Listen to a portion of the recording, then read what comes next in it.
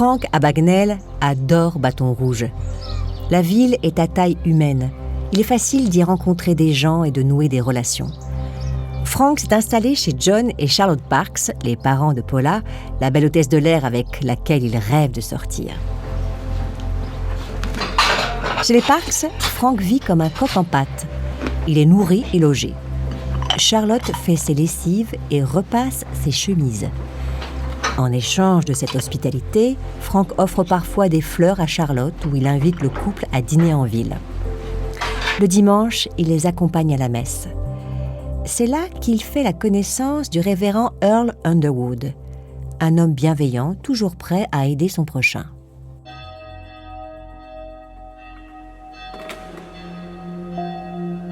Abagnale commet à nouveau une erreur grossière.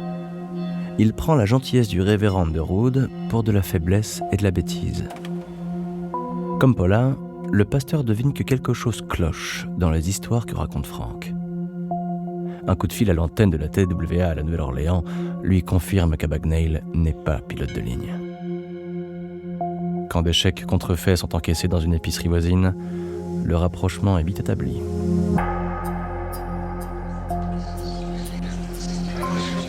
« 14 février 1969, Bâton Rouge. Les Parks ont organisé un déjeuner pour Mardi Gras.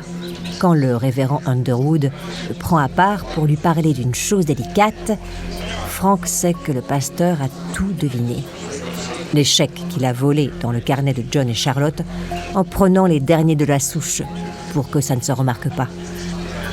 C'est avec ce fric qu'il invitait les Parks au resto et offrait des fleurs à Charlotte. Pour John, Charlotte et Paula, le sentiment de trahison est immense et dévastateur. Interrogé le 18 février par le lieutenant Thompson, Abagnale avoue tout. Les vols de chèques, le vol de la Chevrolet et les mensonges sur son boulot de pilote. 7 semaines après sa sortie de la prison de Comstock, Frank risque 10 ans au pénitencier d'Angola, la prison la plus violente des États-Unis.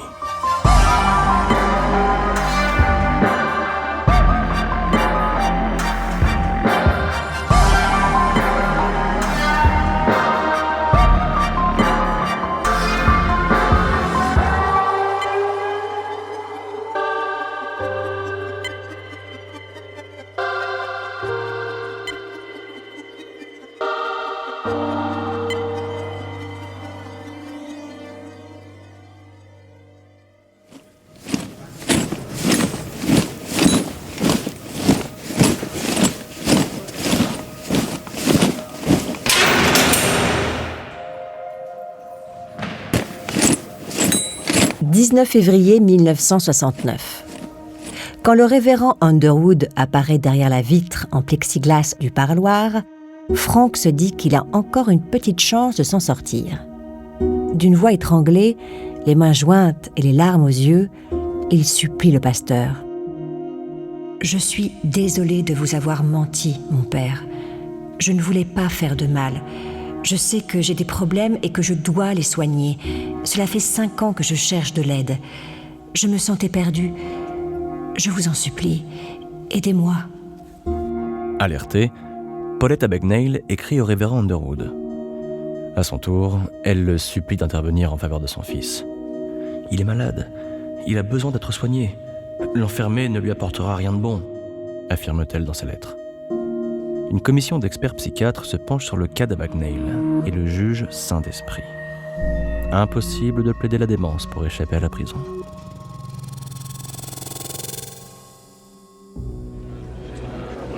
« 17 juin 1969, tribunal de Bâton Rouge. Depuis sa chaise d'accusé, Frank a remarqué que toute la famille Parks est venue assister à son procès. Le révérend Underwood est là, lui aussi, et le dévisage d'un œil sévère. 10 ans de prison à Angola pour un jeune homme blanc de 22 ans, c'est l'assurance de finir en miettes. Frank tremble comme une feuille. Ce qu'Abagnale ne sait pas, c'est que le révérend Underwood lui a sauvé la mise, en faisant jouer ses nombreuses relations. Le juge condamne le jeune escroc à 12 ans de liberté conditionnelle, assorti d'un suivi médical. 1 mois plus tard, Abagnale s'est évaporé dans la nature. Il n'a assisté à aucun rendez-vous, ni avec son médecin, ni avec son officier de probation. Il n'a pas non plus rendu l'argent volé aux Parks. Rester aux États-Unis n'est pas envisageable. Frank doit se faire oublier le temps que les choses se tassent. L'Europe est une solution toute trouvée. La France et la Suède. 2 pays où les femmes ont la réputation d'être élégantes et peu farouches. Les Parks, 2 sales ingrats. Ils voulaient l'envoyer en tôle. Sans le révérend Underwood, il serait en train de se faire tailler en morceaux dans un pénitencier. En arrivant en France, Frank vole une petite Fiat bleue dont l'état est passablement délabré. Ce n'est ni une Mustang ni une Chevrolet, mais cela suffit pour le conduire jusqu'à Kiplan, une localité au sud de Stockholm, en Suède. Selon les procès-verbaux établis par la police, Abagnale encaisse le 9 août 1969 un chèque falsifié de 233 $ converti en couronne suédoise. 5 jours plus tard, il encaisse un second chèque de 368 $. Pendant quelques jours, Abagnale se fait héberger chez un couple, les Hanson, auquel il a fait le même numéro qu'aux Parks. Le 19 août, il signe un 3e chèque falsifié pour un montant de 289 $.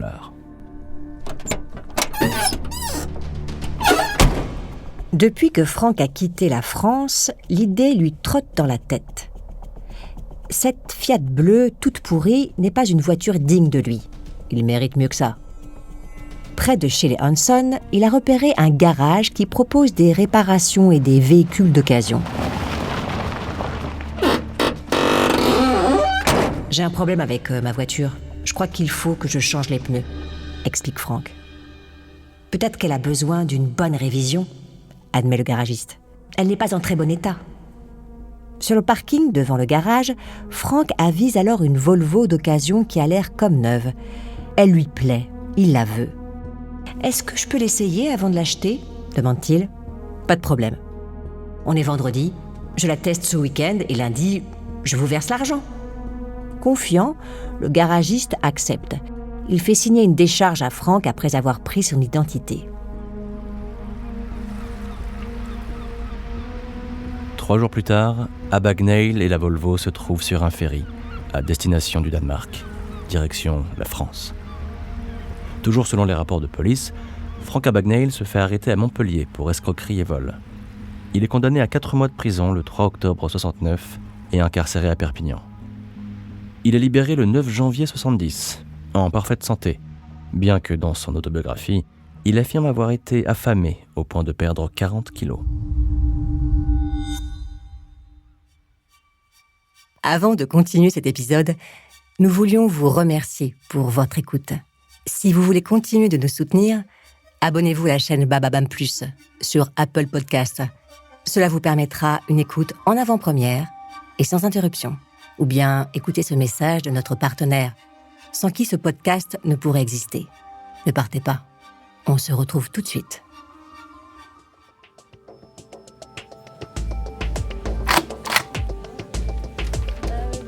Commence alors la procédure d'extradition vers la Suède, où il est transféré en mars 70.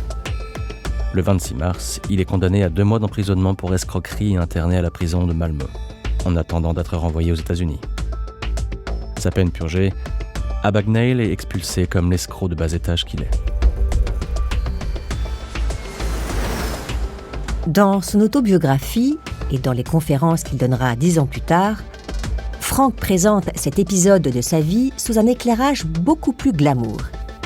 Il est devenu un master thief, un escroc de haut vol. Interpol a lancé un mandat contre lui. Le FBI attend son retour et est prêt à l'arrêter dès qu'il aura posé un orteil sur le sol américain. Pour échapper à ce déploiement policier, Frank compte sur son sens de l'improvisation et son QI de 140. À nouveau déguisé en pilote, Frank monte à bord d'un appareil à destination de New York. Quand l'avion se pose et vient se ranger devant sa gare d'arrivée, Frank décèle la cuvette des toilettes. Par une mince ouverture, il se glisse dans le ventre de l'appareil. Là, il ouvre une trappe, fait un bond de 3 mètres et tombe sur le tarmac. Puis il court jusqu'au grillage d'enceinte, l'escalade, saute dans un taxi et disparaît dans la nuit. Aussi palpitante que soit cette histoire, elle est fausse.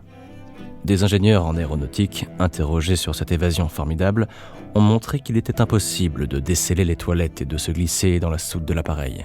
En réalité, Abagnale est rentré aux États-Unis comme n'importe quel citoyen américain, en présentant son passeport.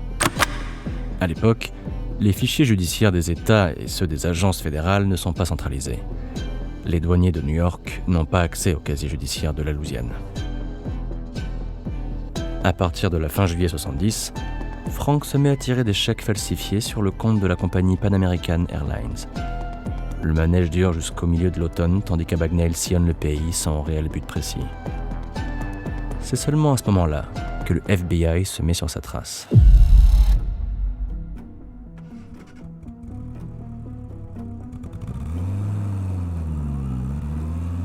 Le 2 novembre 70, il est arrêté dans un motel entre Smyrna et Marietta, dans le comté de Cobb, en Géorgie. L'endroit où il affirme avoir été chef de service dans un hôpital. Au total, Abagnale a tiré 10 chèques sur le compte de la Paname pour un montant de 1 500 $, bien loin des 2,5 millions qu'il affirme avoir détournés. Placé en détention préventive, il plaide coupable et est condamné à 10 ans de prison pour fraude le 19 avril 1971. Envoyé au pénitencier fédéral de Petersburg en Virginie, il suit un traitement psychiatrique et est remis en liberté à l'automne 73. Dans le récit imaginaire de sa vie, Frank explique que la prison l'a guidé sur le chemin de la rédemption. C'est derrière les barreaux qu'il a pris conscience de la gravité de ses actes et du caractère immoral de sa conduite. En réalité, la prison n'a rien appris à Abagnale. En août 1974, il se fait prendre pour une arnaque auprès d'un camp de vacances pour adolescents près d'Houston. En 1975, il se fait virer de la société Aetna Life and Casualty, l'une des plus importantes mutuelles de santé des États-Unis, pour avoir tiré 4 chèques de 50 $, chacun sur le compte de l'entreprise.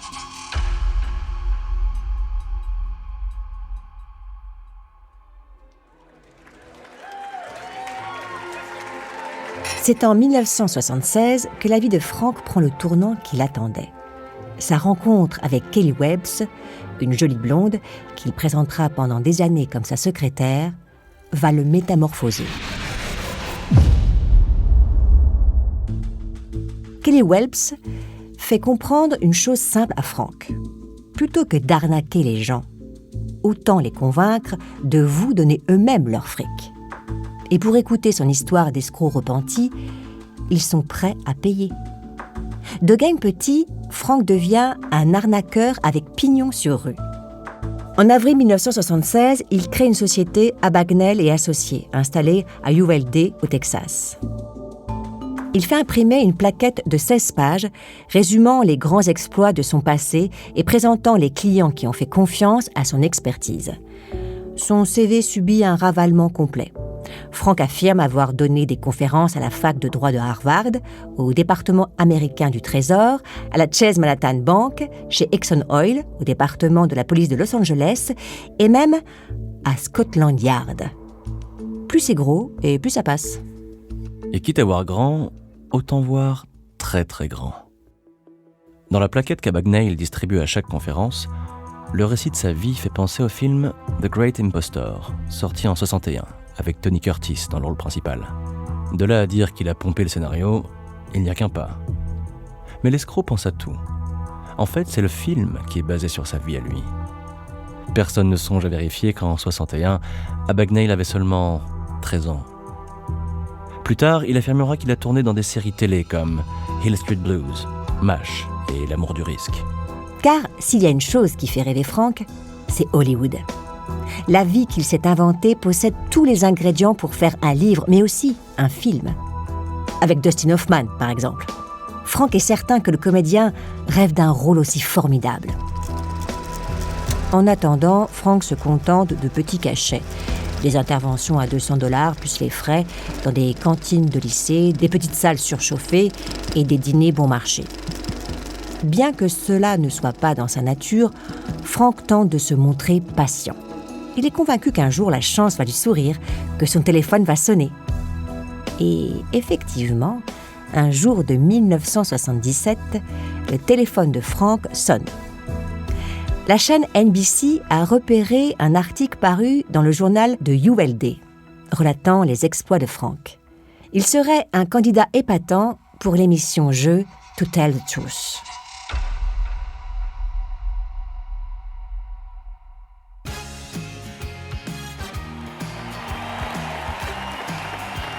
Quant aux vérifications nécessaires sur la vie de Bagnall, NBC n'a pas envie de se casser la tête.